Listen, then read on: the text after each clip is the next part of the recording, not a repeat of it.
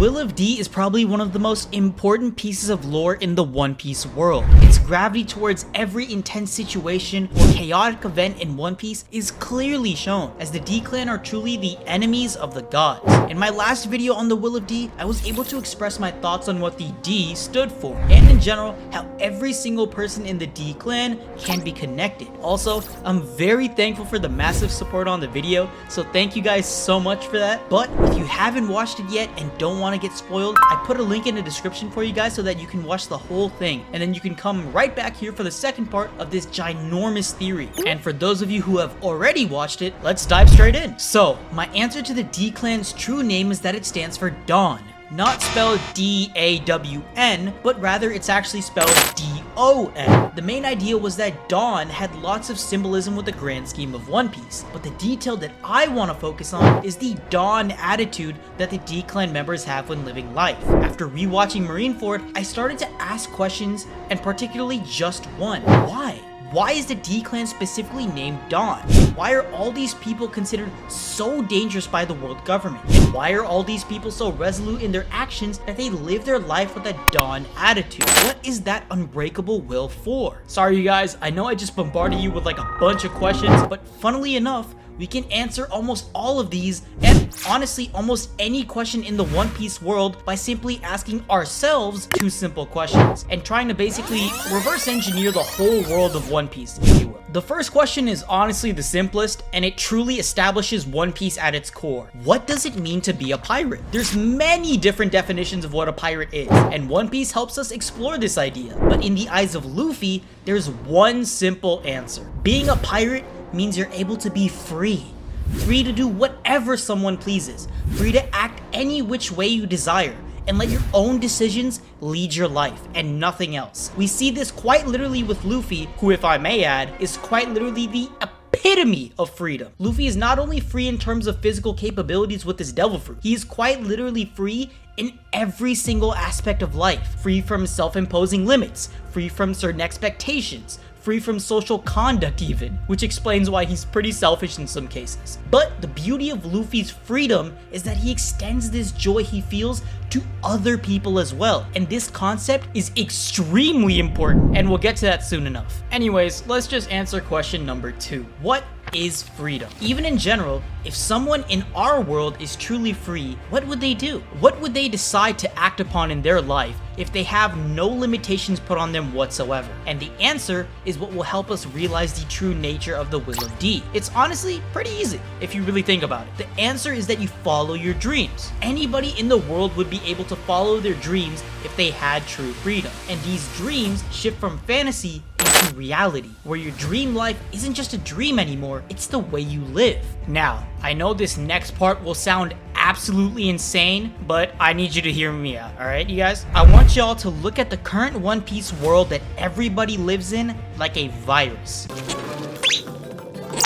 It's completely mundane and very restrictive because of the world government, and also a whole group of people who act as if they are quite literally gods, and anything that opposes them should be wiped from the face of the planet. Now that we have that picture in your head, I want you to do the exact opposite of what Oda is currently doing in the One Piece story. Rather than looking at everything from Luffy's perspective, let's look at things from Imu's perspective. Why are the D clans enemies of the gods? Why are they the most dangerous people out on the seas? Well, let's look into it. And more specifically, let's take a deep look at the most important arc when it comes to this conversation, which in my opinion is Marineford. Now, for everyone who watched Marineford for the first time, we all know why it was so important. Ace was captured, and everybody who even felt remotely close to Ace was trying to help him so that he could stay alive, and we all know who the person who was most determined to save Ace was, and that was by far Luffy. I mean, can you imagine how difficult it was for Luffy to process the amount of loss he suffered in the time spent from Sabaody to the end of Marineford? In the span of about a week, this man lost his crewmates, lost everything he established in his pirate career, and had to start from scratch on a completely remote island. Then he had to overcome the challenge of breaking into the world's toughest prison that is supposedly like impossible to escape from, and then break back out with the strength of comrades he found along the way to help him with his journey to save Ace. Then finally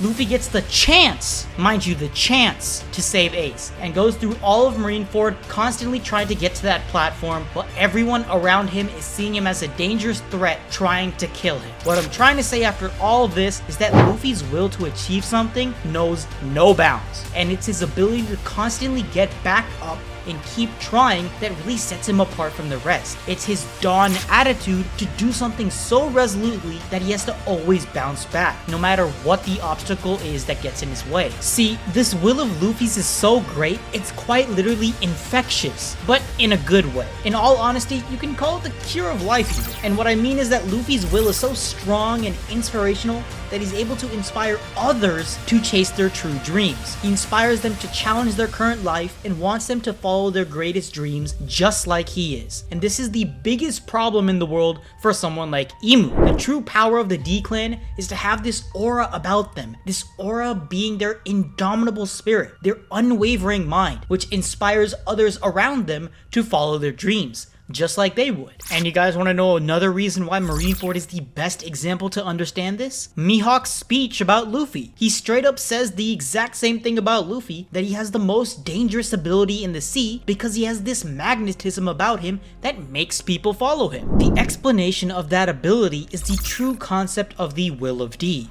It's seeing someone like Luffy believe in something so much that you yourself start to believe and have hope in life that you can accomplish your own goals and, more importantly, your own dreams. Remember when I said that Luffy is able to extend his freedom to others? He does it all the time whenever he liberates a country and allows people to live freely, but he's able to do something much greater when he becomes friends with someone. The Straw Hats are a great example because they show that no matter what limitations you have in your life, if you are Luffy's friend, he will fight for you until you have the freedom you need in order to achieve your dream, just like he has the freedom to achieve his. An even greater example of this is none other than the first person we ever saw meet Luffy, and that's Kobe. Not to offend Kobe fans or anything, but Kobe is by far the most regular person in all of One Piece. He has regular expectations, regular goals in life, and a regular mindset when it comes to the decisions that he wants to make. But as soon as he met Luffy, all of that shit went out the window because Luffy was able to inspire him to dream. Kobe was utterly shocked to see Luffy declare that he would become king of the pirates, and how unwavering Luffy was when it came to his dream, that he could even die for it. It changed Kobe's entire mind and framework on how to approach the world. And from that time that he met Luffy till the time that Luffy left with Zoro, Kobe changed into a completely different person. He changed into a person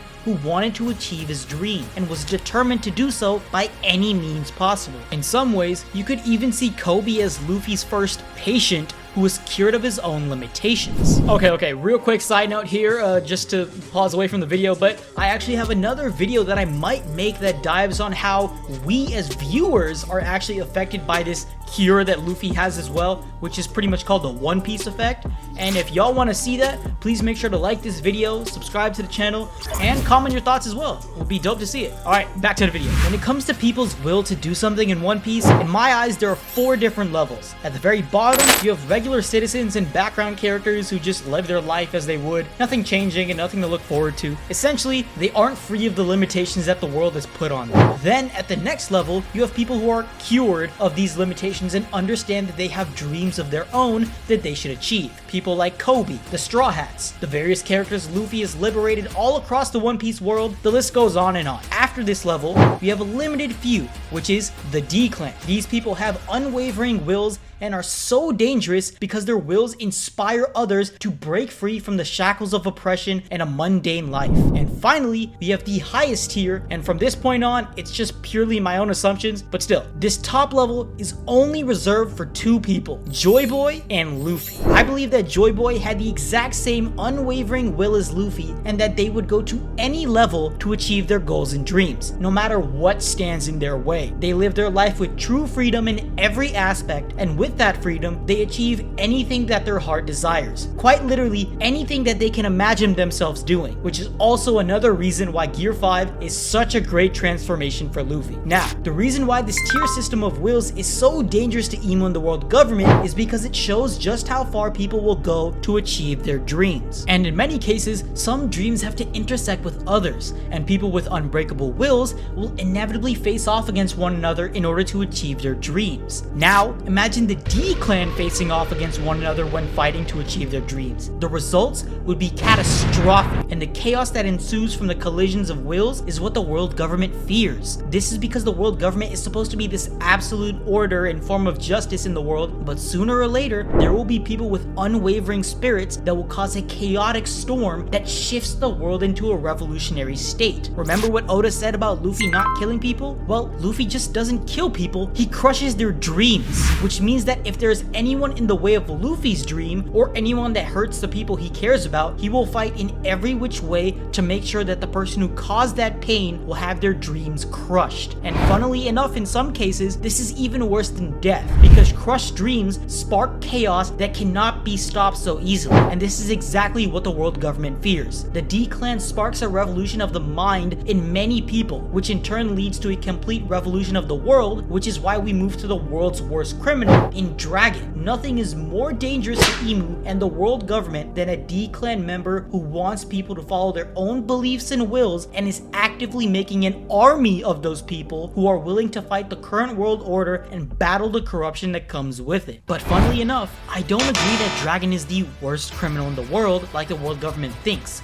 but rather, it's Luffy. Now, obviously he will be soon enough and because he's the main character and all, but it's Luffy's free attitude that puts him above the rest. His true freedom allows him to constantly enjoy life, and because he's always living to accomplish his dream, he's able to always smile and enjoy the journey of life, and laugh a shit ton. I mean, if you truly think about it, laughter is really the best medicine in the world, which is also why I think that Joy Boy was a jester in the Void Century, a person who went all around the world to share joy and happiness because the world needs to learn how to laugh in order to heal. And for Luffy, the only way to live through life happy and cheerful is by following your own dreams, with a will that can't even be broken by God himself. So, with all of that being said, let's go back to the first fundamental question we asked ourselves at the beginning of the video. What does it mean to be a pirate? Well, if we're expecting Luffy to free everyone in the world by the time One Piece ends, then at that point, everyone can be considered a pirate according to Luffy's definition. And Luffy will, as a result, become the king of the pirates. Because remember, he doesn't want to rule anything. He just wants to be the freest man in all of the seas.